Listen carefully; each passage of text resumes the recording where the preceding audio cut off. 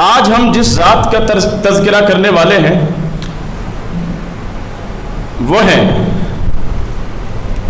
تارک السلطنت محبوب یزدانی غوث العالم حضرت سیدنا مخدوم اشرف جہانگیر سمنانی رضی اللہ تعالی عنہ۔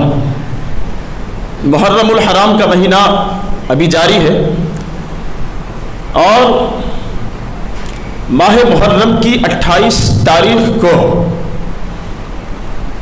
آج کتنی ہے؟ ہاں، 28 تاریخ کو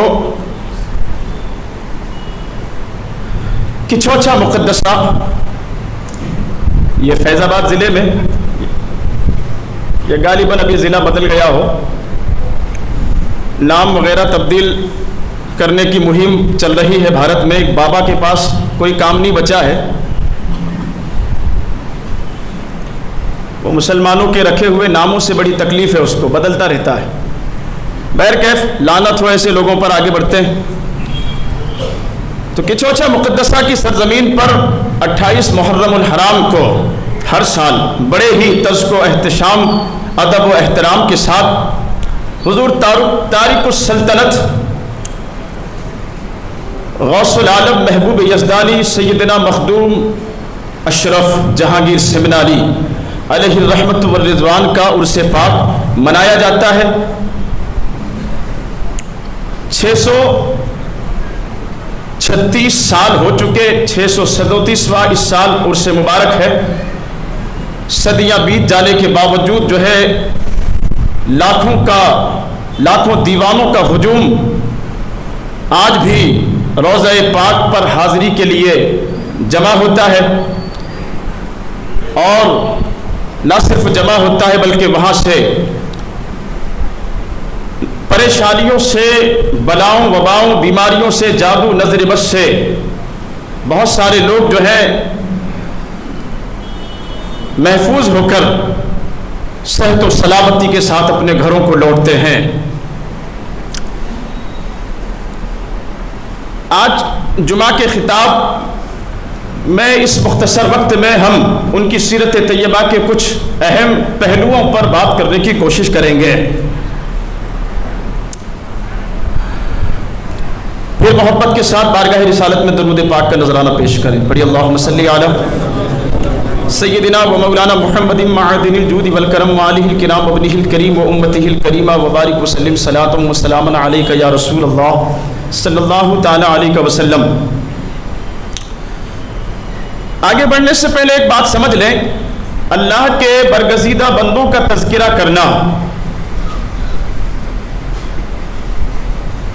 یہ ہم نے قرآن سے سیکھا، اللہ رب العزت کی عادت کریمہ، اور اولیاء کاملین سے جو کرامتیں صادر ہوئیں اسلام کی حقانیت کے لیے اور لوگوں کو اسلام کی طرف مائل کرنے کے لیے، کفر و شرک کے دلدل سے نکالنے کے لیے اولیاء کاملین نے جو کرامتیں دکھائیں،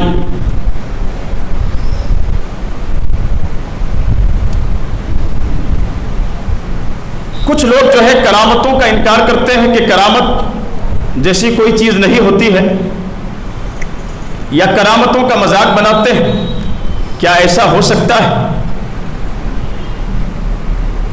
کیا یہ پاسبل ہے؟ عقل کی کسوٹی پر، عقل کے ترازو پر اولیاء کاملین کی کرامتوں کو، ان کے تصرفات اور اختیارات کو جو من جانب اللہ انہیں عطا ہوئے، اللہ نے عطا فرمائے، تو ان اختیارات کو، ان تصرفات کو، ان کرامتوں کو کچھ لوگ جو ہے عقل کے ترازو پر، عقل کی کسوٹی پر تولنے کی کوشش کرتے ہیں، اور پھر جب عقل میں بات نہیں آتی تو پھر اعتراض کرتے ہیں کیا ایسا ہو سکتا ہے؟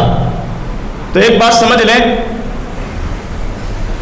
اللہ رب العزت کی قدرت انبیاء کرام کے معجزات اور اولیاء کرام کی کرامتیں عقل میں نہیں آتی، ان کو صرف تسلیم کرنا ہوتا ہے، ماننا ہوتا ہے، اور پھر عقل میں آ جائے تو وہ کرامت ہی کیا۔ عام انسانوں کی سوچ سے بلند تر ایک عجیب تر کام نبی کر کے دکھائے تو معجزہ کہتے ہیں، ولی کر کے دکھائے تو کرامت کہتے ہیں۔ اور میں نے ابھی بتایا کہ چاہے معجزات ہوں یا کرامتیں ہوں، ان کے پیچھے مقصد یہی ہوتا ہے کہ اللہ کی وحدانیت لوگوں پر ظاہر ہو جائے، اور نبی یا رسول سے لوگ جو ہیں ثبوت کے طور پر،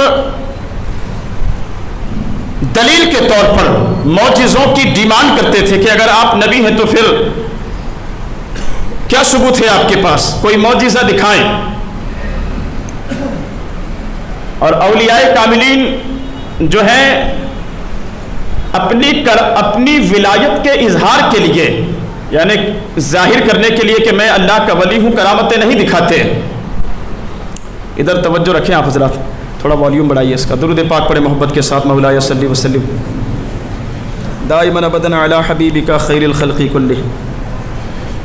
اولیاء کاملین اپنی ولایت کے اظہار کے لیے کرامتیں نہیں دکھاتے، بلکہ ان کا بھی مقصد اللہ تبارک و تعالیٰ کی وحدانیت کا پرچار ہوتا ہے، اور اسلام حق ہے، اسلام کی حقانیت کا پرچار ہوتا ہے۔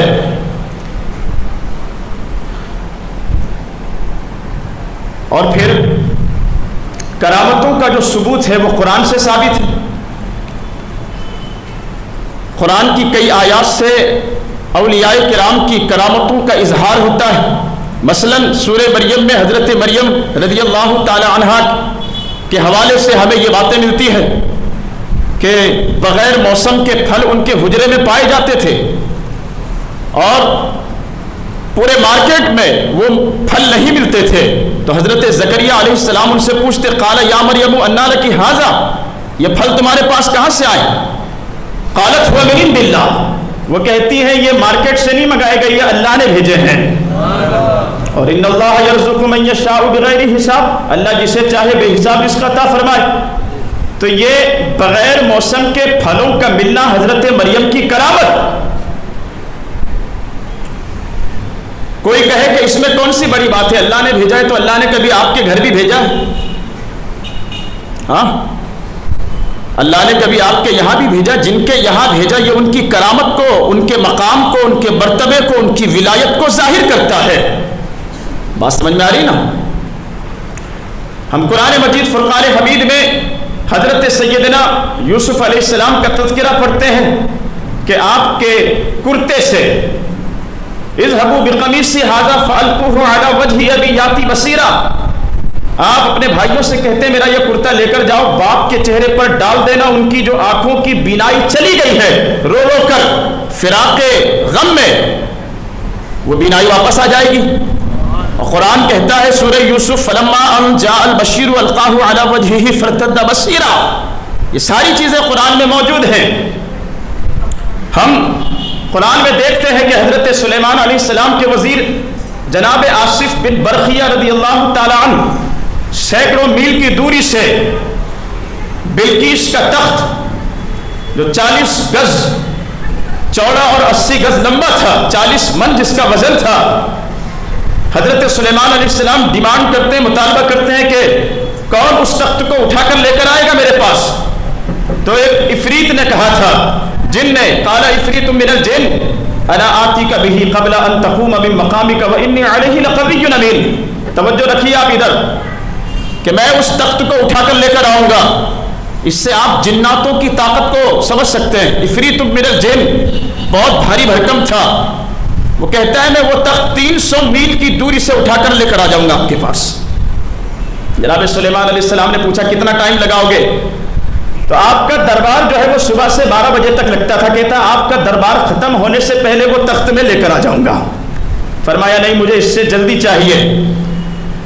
تو قال الذی عندہ علم من الکتاب، سورہ نمل 19واں پارہ اٹھا کر دیکھیں گے، ساری چیزیں قرآن میں آپ کو ملے گی۔ قال الذی عندہ علم من الکتاب انا آتیک بہ قبل ان تقوم انا آتیک بہ قبل ان یرتد الیک طرفک، اس نے کہا جس کے پاس کتاب کا علم تھا۔ یہ کتاب کا علم کیا تھا؟ اسم اعظم جانتے تھے۔ اسم اعظم ایک دعا ہے، اللہ تبارک و تعالیٰ کے اسماء میں سے ایک اسم، جس کو پڑھنے پر یا جس کا وظیفہ کرنے پر حاجتیں پوری ہوتی ہے، دعائیں مقبول ہوتی ہے، جو کہا جائے وہ پورا ہوتا ہے۔ بہرکیف حضرت آصف جو تھے یہ وزیر تھے سلیمان علیہ السلام کے، کہتے ہیں آپ کی پلک جھپکنے کی دیری میں وہ تخت جو 300 میل دور رکھا ہوا ہے، ہاں، اور 40 من جس کا وزن 40 گز چوڑا 80 گز لمبا وہ تخت ہے، اس کو میں اٹھا کر لے آؤں گا آپ کے پلک جھپکنے کی دیری میں۔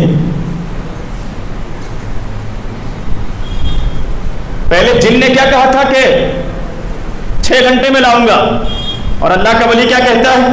آپ کے پلک جھپکنے کی دیری میں لے آؤں گا۔ نیند میں نہیں ہونا، نہیں نا، انتظار ہے کسی کا؟ بولیے، آپ لوگوں کو الگ سے بولنا پڑے گا، بولیے، اور پیچھے والے سوچ رہے ہیں چلو اپنا کام آگے والے کر لے رہے ہیں، ایسا تو نہیں ہے نا؟ تو بولیں اولیاء کرام کے تصرفات و اختیارات کو بتانے کے لیے کافی ہے یہ۔ قال الذی عندہ علم من الکتاب، وہاں سے قرآن شریف دیجیے اٹھا کر، وہ کہتا ہے جس کے پاس کتاب کا علم تھا آپ کے پلک جھپکنے کی دیری میں تخت لے کر آ جاؤں گا۔ اب ادھر دیکھو آپ میری طرف، اب بتائیے پلک جھپکنے میں کتنا وقت لگتا ہے؟ ذرا پلک جھپک کر دیکھو، میں جب تک آیا ڈھونڈ لیتا ہوں۔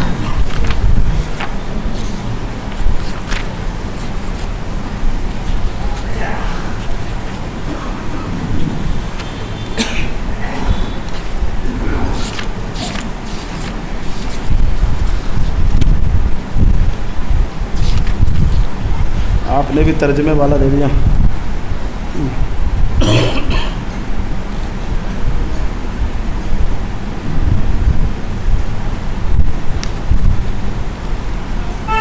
یہ دیکھیے میرے ہاتھ میں کنز الایمان شریف ہے، مل گیا، کنز الایمان شریف ہے۔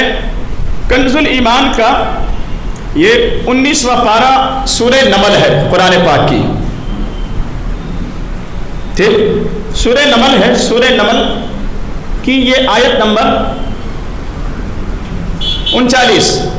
قال عفریت من الجن انا آتیک بہ قبل ان تقوم من مقامک وانی علیہ لقوی امین، کہا ایک بڑا خبیث جن بولا کہ میں وہ تخت حاضر کر دوں گا قبل اس کے کہ آپ کا یہ جو اجلاس ہے، بیٹھک ہے، یہ ختم ہو۔ وانی علیہ لقوی امین، اور وہ کہتا ہے میں بے شک اس پر طاقت رکھتا ہوں، میرے پاس ہے اتنا پاور، لے آؤں گا میں۔ تو آپ نے فرمایا نہیں، جلدی چاہیے مجھ کو۔ تو قال الذی عندہ علم من الکتاب، اس نے عرض کی جس کے پاس کتاب کا علم تھا، انا آتی کا بہ قبل ان یرتد الیک طرفک، میں اسے آپ کی بارگاہ میں حاضر کر دوں گا ایک پل مارنے سے پہلے، پلک جھپکنے سے پہلے۔ یہ آپ اٹھا کر دیکھ لینا کسی بھی وقت، 19واں پارہ ہے سورہ نمل کی آیت نمبر 40۔ ایک پلک جھپکنے میں لے کر آؤں گا، کہا جاؤ لے کر آؤ۔ دربار میں بیٹھے ہوئے ہیں یہاں سامنے، حضرت سلیمان علیہ السلام نے حکم دیا کہ جاؤ لے کر آؤ، تو جیسے ہی آپ نے فرمایا جاؤ لے کر آؤ، حضرت آصف بن برخیہ جو ہے اسم اعظم پڑھتے ہیں، اور اسم اعظم پڑھنے کے بعد کہتے ہیں یہ رکھا آپ کے سامنے تخت جو ہے وہ زمین کے نیچے سے کھینچ کر حاضر کر دیا دربار میں، یہ رکھا آپ کے سامنے۔ اور حضرت سلیمان علیہ السلام نے جب دیکھا تو پتہ ہے کیا کہا تھا؟ قال ھذا من فضل ربی، آپ گھروں پہ لکھتے ہیں نا ھذا من فضل ربی، یہ حضرت سلیمان علیہ السلام نے فرمایا تھا اپنے ایک غلام کی طاقت کو دیکھ کر کہ 300 میل دور رکھا ہوا وہ تخت جو ہے اٹھا کر پل بھر میں ایک پلک جھپکنے کی دیری میں لا کر جو ہے وہ دربار میں حاضر کر دیتے ہیں۔ اور اس کو دیکھ کر حضرت سلیمان علیہ السلام نے فرمایا تھا ھذا من فضل ربی، یہ تو میرے رب کا بہت بڑا فضل ہے، ہاں، لیبلونی اشکر ام اکفر ومن شکر فانما یشکر لنفسی ومن کفر فان ربی غنی کریم۔ تو یہ اولیاء کرام کی کرامتیں قرآن مجید برہان رشید سے ثابت ہے، قرآن سے ثابت ہے۔ اولیاء کرام کے تصرفات، ان کے جو اختیارات ہیں اللہ نے جو خصوصی طاقت، جو پاور انہیں عطا فرمایا، یہ قرآن سے ثابت ہے۔ اب جو شخص قرآن مجید برہان رشید سے ثابت ہونے والی چیز کا انکار کرے تو وہ گمراہ ہوگا، جو قرآن سے بات ثابت ہے اس کا انکار کرے تو گمراہ ہے، بد مذہب ہے۔ اہل سنت والجماعت کا یہ عقیدہ اور نظریہ ہے کہ اللہ سبحانہ کریم نے اولیاء کرام کو تصرفات عطا فرمائے، اختیارات عطا فرمائے ہیں، پاور عطا فرمائے ہیں، قرآن سے ثابت ہے۔ لہذا ہم جو اولیاء کرام کی کرامتوں کا تذکرہ کرتے ہیں تو ہم غلط نہیں کرتے، بلکہ قرآن سے ثابت ہے۔ حضرت سیدنا مخدوم اشرف جہانگیر سمنانی رضی اللہ تعالی عنہ، میں نے جیسا کہ ابھی بتایا کہ چھوچھا مقدسہ میں آپ کا مزار پاک، آپ کی ولادت باسعادت سن 707 یا الگ الگ تاریخیں ہیں، 712 ہجری میں ایران کا ایک قصبہ تھا، جیسے بھارت کے الگ الگ راجیہ ہے نا، پرانت وغیرہ اسٹیٹس، ایسے ہی ایک راجیہ تھا سمنان۔ سمنان میں آپ کے والد تھے حضرت سیدنا ابراہیم، وہ وہاں کے حاکم تھے، آپ کی حکومت تھی وہاں پر، نرینہ اولاد نہیں تھی، بیٹے نہیں تھے، دعائیں کر رہے تھے برسوں سے اللہ رب العزت کی بارگاہ میں۔ اور آپ کی والدہ جن کا نام حضرت خدیجہ رضی اللہ تعالیٰ عنہ، ایک بات سمجھ لیں کہ آپ حسینی سید ہیں، امام حسین کی اولاد میں سے، ہاں، یزید اور یزیدیت کا پرچار کرنے والے ختم کر دیے گئے دنیا سے، حسینیت آج بھی بغداد میں غوث پاک کی شکل میں ہے، ہاں، اور بھارت میں غریب نواز کی شکل میں، سیدنا مخدوم اشرف جہانگیر سمنانی کی شکل میں آج بھی حسینیت دنیا کے گوشے گوشے اور کونے کونے میں موجود ہے۔ یزید اور یزیدیت کا پرچار کرنے والوں پر اللہ کی لعنت پڑ رہی ہے، حسینیت کا پرچار کرنے والے باقی تھے اور باقی رہیں گے قیامت تک انشاءاللہ۔ آپ حسینی سادات میں سے، والدہ فکر مند رہا کرتی تھی کہ کوئی بیٹا نہیں ہے۔ ایک دن جو ہے عصر کی نماز پڑھ کر اولاد کے غم میں دعا کرتی ہیں، اللہ سے روتی ہیں، ہچکی بن جاتی ہے، نیند آ گئی، اور خواب میں ایک بزرگ جو ہے حضرت شیخ احمد یسوی علیہ رحمت تشریف لائے اور بشارت دی کہ بیٹا غم نہ کر، بہت جلد اللہ سبحانہ کریم ایک فرزند تجھے عطا کرنے والا ہے، ایک بیٹا تجھے عطا کرنے والا ہے، تیرے بطن سے آفتاب ولایت طلوع ہونے والا ہے، یعنی تیرے شکم سے ولایت کا آفتاب جو ہے وہ طلوع ہونے والا ہے، وہ نکلنے والا ہے، غم نہ کر، ایک فرزند اللہ سبحانہ کریم تجھے عطا کرنے والا ہے۔ اور ایک دن جو ہے آپ کے والد حضرت ابراہیم رضی اللہ تعالیٰ عنہ نے خواب میں آقا کریم رؤوف الرحیم صلی اللہ تعالیٰ علیہ وسلم کو دیکھا، حضور علیہ السلام نے 2 بیٹوں کی خوشخبری سنائی، 2 بیٹے اللہ عطا فرمانے والا ہے، اور آقا کریم علیہ السلام نے نام بھی تجویز فرمائے کہ ایک کا نام اشرف اور دوسرے کا نام عارف رکھنا، ایک جو ہے وہ حکومت کرنے والا ہوگا اور ایک کو اللہ سبحانہ کریم اقلیم ولایت کی حکمرانی عطا کرنے والا ہے، یعنی ولایت کی حکمرانی اور تاج داری اللہ سبحانہ کریم عطا کرنے والا، اور ان کا نام اشرف ہوگا۔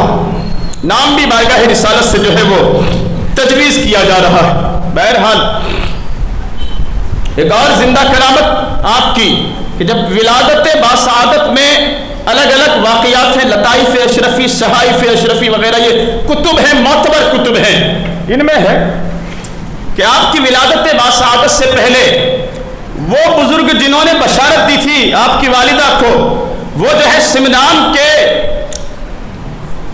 علاقے میں، پہلے یہ ہوتا تھا نا کہ شہروں کے باہر باؤنڈری وال، دیواریں ہوتی تھی، بڑی بڑی بڑے بڑے دروازے ہوتے تھے، اندر گھسنے کی کسی کو پرمیشن نہیں ہوتی تھی بغیر اجازت کے، تو وہ جو ہے آواز لگا رہے ہیں باہر، آئے سمنان کے لوگوں، ہوشیار ہو جاؤ، خبردار ہو جاؤ، سمنان کی سرزمین پر ولایت کا آفتاب نکلنے والا ہے، ولایت کا سورج چمکنے والا ہے بہت جلد۔ دربان جو ہے وہ قلعے کی فیصل سے، دیوار سے آپ مجذوب کی آواز کو سنتے ہیں، اور آپ کو جو ہے دروازے کھول کر اندر داخل کیا جاتا ہے، وہی آواز آپ کی والدہ کے کانوں میں بھی پہنچتی ہے۔ ہاں، کچھ دنوں کے بعد حضرت سیدنا مخدوم اشرف جہانگیر سمنانی رضی اللہ تعالی عنہ کی ولادت باسعادت سن 707 ہجری میں 4 سال 4 مہینے 4 دن کی عمر میں حضرت امام الدین تبریزی کے ذریعے نہایتی طرز و احتشام کے ساتھ بسم اللہ خالی کی رسم. یہ اولیاء کاملین کی سیرت طیبہ کا مطالعہ کرنے سے ایک بات ہمیں ملتی ہے کہ 4 سال 4 مہینے 4 دن کی عمر میں ان کی بسم اللہ خالی. اللہ سبحانہ کریم کا نام جو ہے وہ پڑھنے کے لیے دیا جاتا تھا. 7 سال کی صرف عمر شریف ہے, 7 سال کی عمر شریف میں حافظ قرآن کہ بچوں کو بولنا نہیں آتا ہے. 7 سال کی صرف عمر شریف ہے اور 7 سال کی عمر میں قرآن کے نہ صرف حافظ ہیں بلکہ جو 7 قرأتیں ہیں, قرأت سابعہ جنہیں کہا جاتا ہے, 7 قرأت کے ساتھ جو ہے آپ بہترین قاری بھی. 7 سال اور ایک ہی سال کی مدت میں قرآن پاک حفظ فرمایا, یعنی 6 سال کی عمر ہوئی 7ویں سال حفظ فرمانا شروع کیا اور 1 سال کی صرف عمر شریف میں آپ حافظ قرآن ہیں قرأت سابعہ کے ساتھ.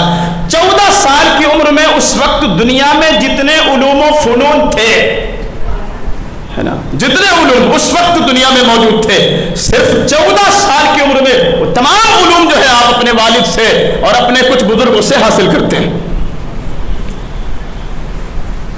اچھا, ایک چیز اور کامن اولیاء کاملین کی سیرت سے, وہ یہ کہ ہم جو ولیوں کے سردار ہیں حضور پیران پیر روشن ضمیر سیدنا غوث اعظم رضی اللہ تعالیٰ عنہ, چاہے ان کی زندگی کا آپ مطالعہ کریں, حضور غریب نواز کی سیرت طیبہ کا مطالعہ کریں, سیدی مخدوم اشرف جہانگیر سمنانی کی سیرت طیبہ کا مطالعہ کریں, ایک چیز آپ کو ضرور ملے گی, یہ سارے ہی جو بزرگ ہیں یا اولیاء کاملین جو ہیں, آپ کو علوم شریعت اللہ سبحانہ کریم نے اپنے حبیب کے ذریعے جو قانون, جو علم, جو شریعت عطا فرمایا, یہ سارے ہی بزرگ جو ہے اس پر آپ کو اس کا علم سیکھتے ہوئے بھی نظر آتے ہیں اور اس پر عمل پیرا بھی نظر آتے ہیں. یہ کامن یہ بات آپ کو اولیاء کاملین کی سیرت طیبہ سے دیکھنے کے لیے ملتی ہے. تو اس سے ایک بات کلیئر ہو گئی کہ اللہ کا کوئی بھی ولی جاہل نہیں ہوتا. ہاں, اللہ کا کوئی بھی ولی جاہل نہیں ہوتا اور اللہ جس سے ولایت عطا فرمانا چاہے اسے جاہل رہنے نہیں دیتا. کچھ ایسے بھی بزرگ گزرے ہیں اسلام کی ہسٹری میں جنہوں نے کبھی کسی مدرسے کا منہ نہیں دیکھا, کسی بھی استاد کے سامنے زانو ادب جو ہے انہوں نے طے نہیں کیے, کہ پھر بھی اللہ سبحانہ کریم نے سینہ بسینہ, ہے نا, سینہ بسینہ نگاہوں سے علوم عطا کر دیے جاتے ہیں. سینہ بسینہ جو ہے ان کو علوم عطا کیے گئے اور انہیں ولایت بھی عطا کی گئی. اور ایک بات کہ جو بھی اللہ کا ولی ہوگا وہ شریعت پر کما حقہ 101% جو ہے آپ کو عمل کرتا ہوا نظر آئے گا. آپ کسی بھی ولی کی سیرت کا مطالعہ کریں, جو بھی اولیاء کاملین ہیں وہ شریعت مصطفیٰ پر مکمل طور پر عمل پیرا نظر آتے ہیں. کوئی ایک ولی ایسا نہیں ہو سکتا جس کو اللہ نے ولایت عطا کی ہو, جو واقعی میں ولی بھی ہو اور شریعت مصطفیٰ کا باغی بھی ہو, ہے نا, حضور علیہ السلام کی شریعت کا باغی بھی ہو, ایسا ہو ہی نہیں سکتا ہے.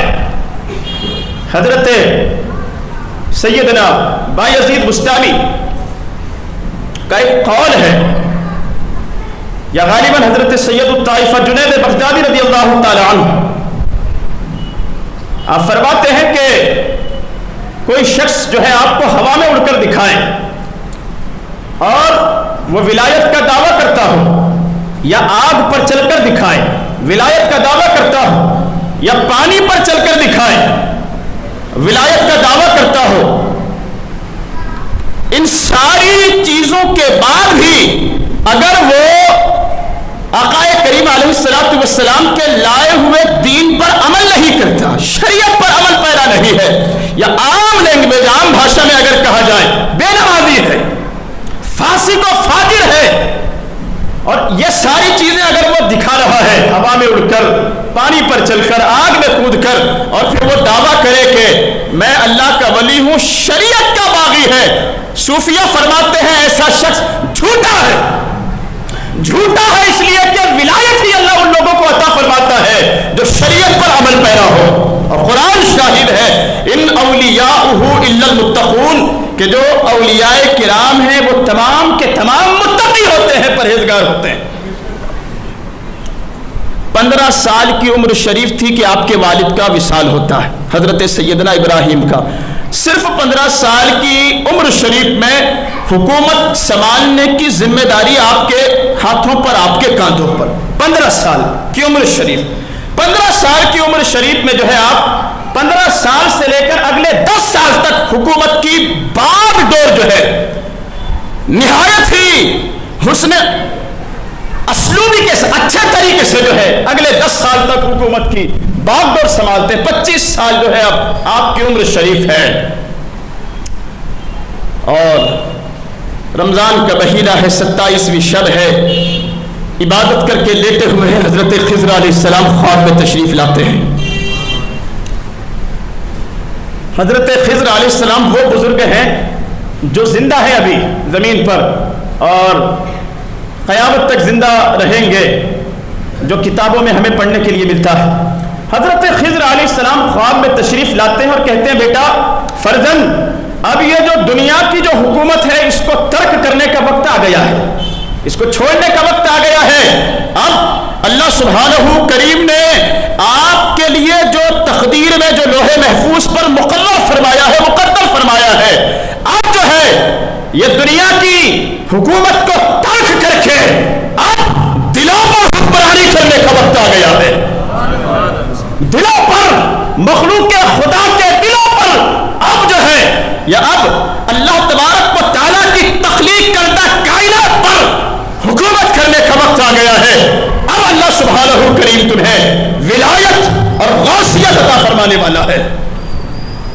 لہذا حضرت خضر علیہ السلام کہتے ہیں کہ اب اس حکومت کو ترک کرو۔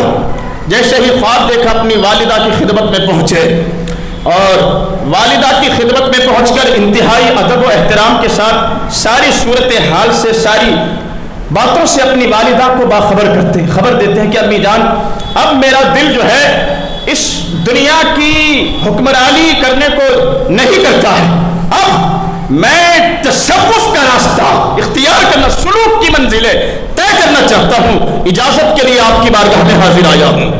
یا اولیاء کاملین کی سیرت سے ایک اور بات، چاہے وہ حضور غوث پاک کی والدہ کا مسئلہ ہو، غریب نواز کی والدہ کا معاملہ ہو، یا سیدنا مخدوم اشرف کی والدہ کا معاملہ ہو، ایک چیز آپ کو ہر جگہ نظر آئے گی، یہ وہ لوگ ہیں جو اپنی والدہ ہو یا والد ہو، ان کے ادب و احترام کو سب سے مقدم رکھتے ہیں۔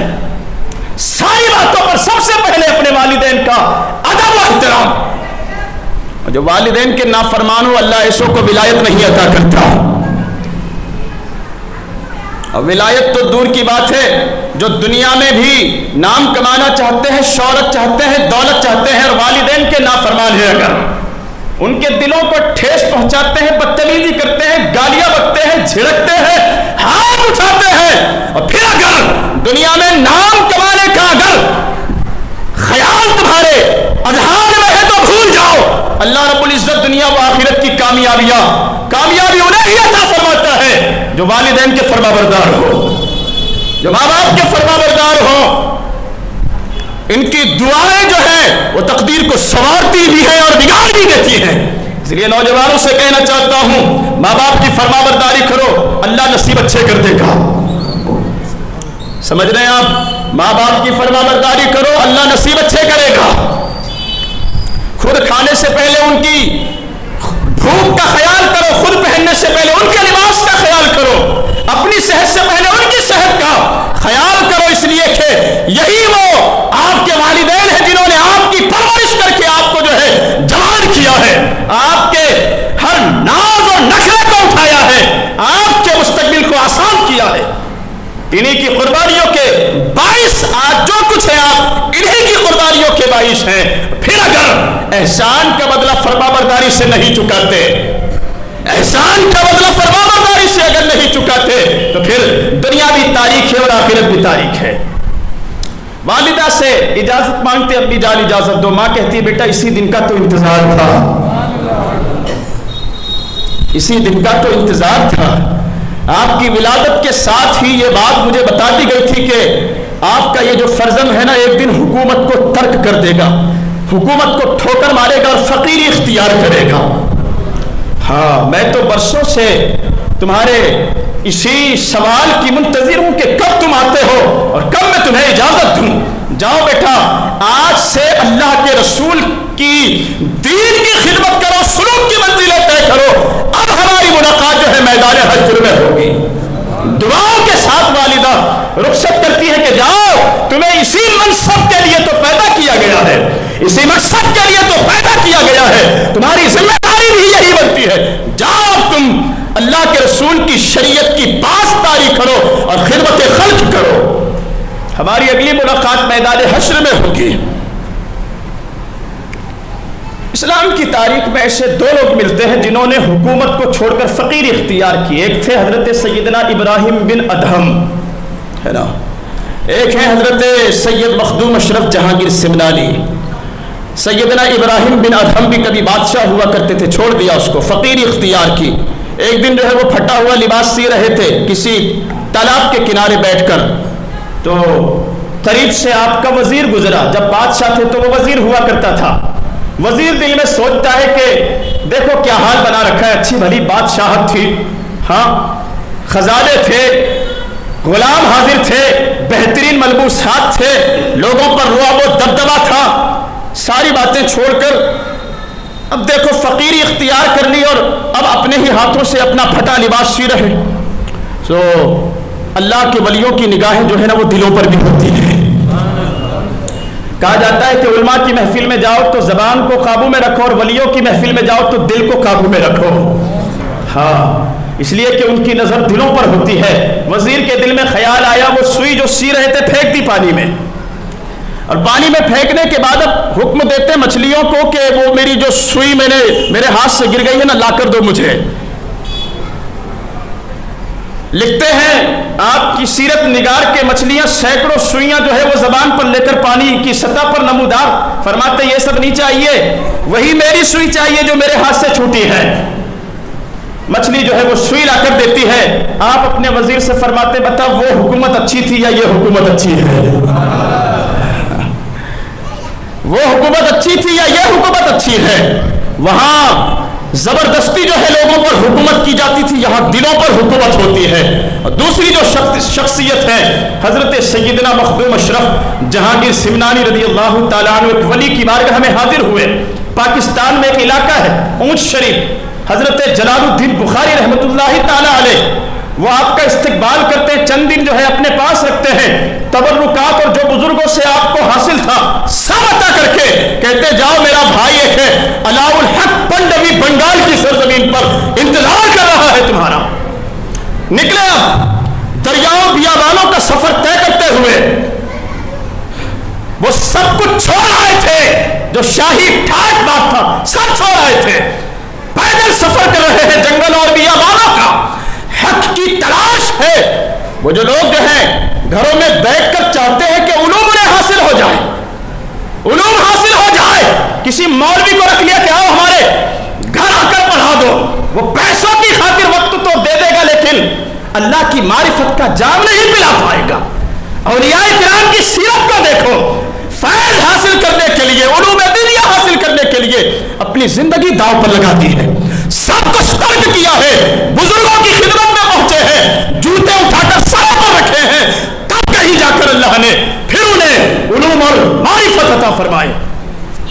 جب نکلے تو بہار میں ایک جگہ ہے، وہاں پہنچے۔ بہار کے ایک بزرگ تھے حضرت سیدنا شرف الدین یحییٰ منیری رحمت اللہ تعالیٰ علیہ، زندگی کا بالکل آخری وقت تھا، مریدوں سے کہتے ہیں کہ اب میرے وصال کا وقت قریب ہے، جب میرا انتقال ہو جائے غسل دے دینا، کفن پہنا دینا، میدان میں لے جا کر جنازہ رکھ دینا، پڑھانا مت۔ مغرب کی طرف سے ایک سید زادہ آنے والا ہے، کالا کمبل اوڑھ کر، 3 خوبیاں اس کے اندر ہوگی، صحیح النظر دوسری خوبی یہ ہوگی کہ تارک السلطنت ہوگا، حکومت چھوڑ کر آ رہا ہوگا، یہ دوسری خوبی ہوگی۔ اور تیسری خوبی یہ ہوگی کہ وہ علوم عقلیہ اور نقلیہ دونوں کا ماہر ہوگا۔ الگ علماء نے اور کچھ باتیں بیان کی ہے کہ جب وہ آ جائے تو اسی سے گزارش کرنا میری نماز جنازہ پڑھانے کے لیے۔ پہنچ جاتے ہیں، دیکھا میدان میں جنازہ رکھا ہوا ہے، مریدوں نے پوچھا آپ سید ہیں؟ کہا ہاں سید ہوں۔ آپ کے اندر یہ خوبیاں بھی ہیں؟ کہا ہاں میرے اندر یہ خوبیاں ہیں۔ نماز جنازہ پڑھاتے ہیں۔ ایک ولی دیکھ رہا ہے کہ اللہ کا ایک ولی آنے والا ہے، ہاں اللہ کا ایک ولی دوسرے کو آنے سے پہلے ہی دیکھ رہا ہے کہ آنے والا ہے، موت سے پہلے ہی خبر دے رہے ہیں کہ میری نماز جنازہ ایک حسین کا شہزادہ پڑھانے والا ہے۔ یہ خوبیاں ہوگی اس کے اندر۔ لوگ علم غیب مصطفیٰ کا انکار کرتے ہیں، حضور کے علم غیب کا انکار کرتے ہیں۔ ظالموں، جس نبی کا کلمہ پڑھتے ہو کچھ تو غیرت کرو، کچھ تو شرم کرو، کچھ تو لحاظ کرو۔ رب فرماتا ہے وما هو علی الغیب بدلیل، چاہے تم غیر مقلد ہو یا اور کسی بھی طبقے سے فرقے سے تمہارا تعلق ہو، جس نبی کے صدقے میں سب کچھ ملا ہے، اسی کی شان میں گستاخیاں کرتے ہوئے شرم نہیں آتی؟ پھر مسلمان کہتے ہو اپنے آپ کو؟ علم غیب مصطفیٰ کا انکار کرنے والوں رب فرماتا ہے وما هو علی الغیب بدلیل، یہ نبی جو ہے غیب کی خبریں بتانے میں بخل نہیں کرتے۔ ہاں تو نبیوں کی بات تو عرفہ والا ہے، یہ غلاموں کا حال ہے۔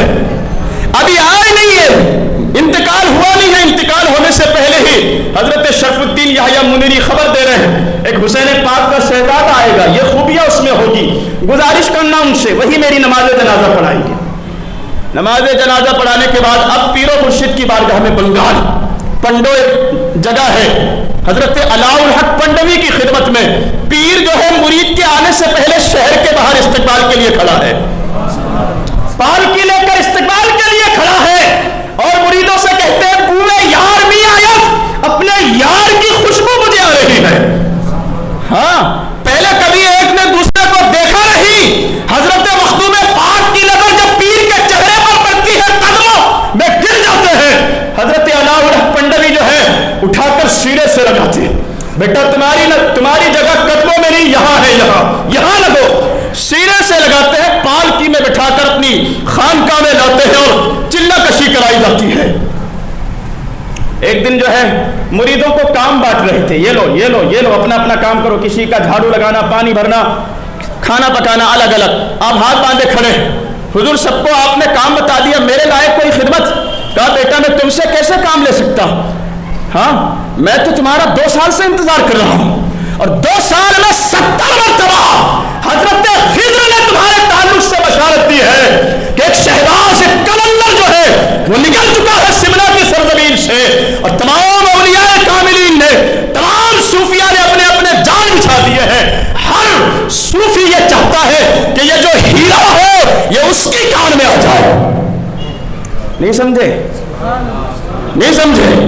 کہا ہر ولی یہ چاہتا ہے، ہر صوفی یہ چاہتا ہے کہ یہ جو ہیرا ہے، ہیرا یہ اس کی کان میں آ جائے، اس کی خانقاہ میں پہنچے۔ یہ تو میری خوش نصیبی ہے کہ اللہ نے تمہیں میرے یہاں بھیجا ہے۔ اور پھر سلوک کی ولایت کی منزلیں طے کرائی جاتی ہے، بعد میں آپ کو دین کی تبلیغ کے لیے بھیجا جاتا ہے۔ وقت کی قلت ہے، سینکڑوں نہیں لاکھوں جو ہے مشرکین آپ کے ہاتھ پر داخل اسلام ہوتے ہیں، بے شمار کرامتیں، اور آپ کو وہ جگہ بتائی گئی تھی جہاں آپ کا آخری مقام ہونے والا تھا۔ چاروں طرف سے پانی ہے، بیچ میں خالی جگہ، پہلے چاروں طرف سے ہوا کرتا تھا وہ پانی، ابھی ایک سمت میں ہے۔ کہ وہ آپ کی آخری قیام گاہ ہوگی، وہاں پہنچے تو ایک جادوگر کا ڈیرا تھا، بڑا ماہر تھا، دیکھ لیا اس نے چیٹیوں کو کہ لشکر کو حملہ کرنے کے لیے بھیج دیا، ٹھیک غریب نواز کی طرح۔ مرید سے فرماتے ایک نیا مرید ہوا تھا، جا مقابلہ کر اس سے۔ مرید کہتا حضور میری طاقت کہاں ہے جو مقابلہ کروں؟ پان کھا رہے تھے، کھایا ہوا پان اٹھا کر مرید کے منہ میں ڈال دیا، اور جیسے ہی مرید کے منہ میں وہ پان پہنچا، اب کہتا اب میں لڑ سکتا ہوں، سے کہا جاؤ لڑو، جاؤ لڑو۔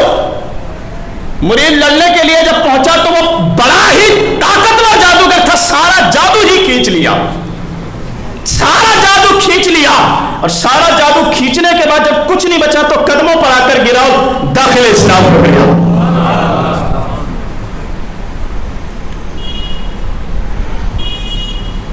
और आपने जो है नया नाम भी अता फरमाया और लोगों की खिदमत के लिए मुकर्रर भी फरमाया। हर साल 28 मुहर्रम को आपका उर्से पाक होता और दुआ की थी रब की बारगाह में कि या रब मेरी चौखट पर कोई भी परेशान हाल या साइल जब भी मेरी चौखट पर आए तो अर्ज है तेरी बारगाह में कि वो दुखी होकर आए तो सुखी होकर लौटना चाहिए, गम लेकर आए खुश होकर जाना चाहिए, परेशानियां लाए निजात हासिल करके जाना चाहिए। आप फरमाते हैं कि अल्लाह ने वो दुआ कबूल फरमाई। आज भी दुखों के मारे हुए, बड़े बड़े जादुओं के सताए हुए, आसेब और जिन्नातों के सताए हुए जंजीरों में लोग बांध कर लेकर जाते हैं, जब वो आते हैं वहां से तो अपने कदमों पर चलकर आते हैं।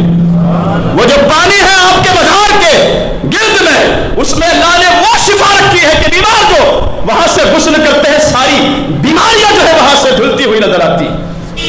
वो ज़ातो शख्सियत है, बड़े एहसानात हैं उम्मत पर इन बुजुर्गों के इन्हीं के सदक़े में अल्लाह सुब्हानहू करीम ने ये भारत जैसे कुफ्रिस्तान में इस्लाम की बहारें जो है इस्लाम की शमा को रोशन फरमाया। 28 मुहर्रमुल हराम आपका उर्से पाक है, नियाज़ फातिहा खानी का एहतमाम करें, बकिया गुफ्तगू उसी दिन करेंगे इंशाअल्लाह। व आखिरु दावाना अल्हम्दुलिल्लाहि रब्बिल आलमीन। अस्सलामु अलैकुम। इस वीडियो को शेयर जरूर कीजिए, हो सकता है आपके एक शेयर से ये बात किसी के दिल में उतर जाए।